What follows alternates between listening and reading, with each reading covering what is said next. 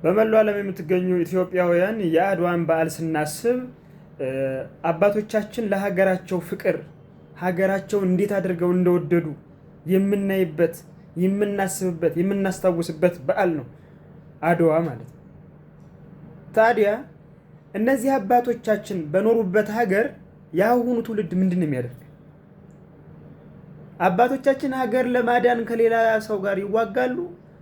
የኛ ትውልድ ደግሞ ራሱን ገድሎ ትውልዱንም ለመግደል በጣም ብዙ ስራዎች ይሰራል።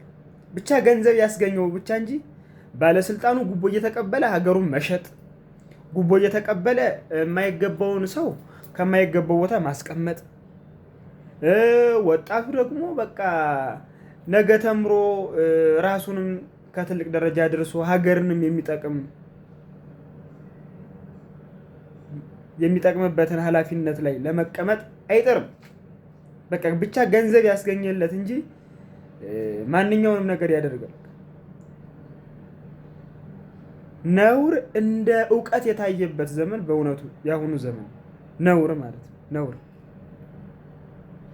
በእውነቱ ይህን ማድረግ የለብንም። ኢትዮጵያውያን ወጣቶችም አይምሯችንን ባለመግደል ጠንክረን ተምረን ነገ ራሳችንንም እንዲሁም ደግሞ ሀገራችንንም ለመርዳት ጠንክረን መማር ያስፈልጋል።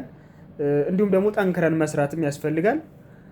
ከዚህ ውጭ ግን ዝም ብሎ ማንኛውም ሰው ወጥቶ መዝፈን መደነስ አያቅተውም። ይህን እንደ እውቀት እንደ ጀብደኝነት ምናምን አትዩት።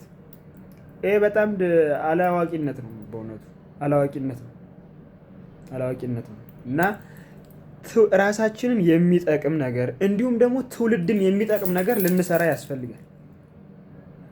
ከዚህ ውጭ ግን አባቶቻችን ለሀገራቸው ብለው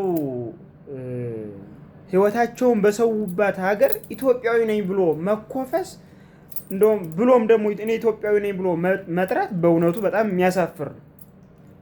ዝም ብሎ ለስም ብቻ ካልሆነ ኢትዮጵያዊ ልንሆን አንችልም። ኢትዮጵያውያን እንደዚህ አይነት ሰዎች ናቸው። ራሳቸውን ለሀገራቸው ብለው ሕይወታቸውን የሚሰጡ ናቸው።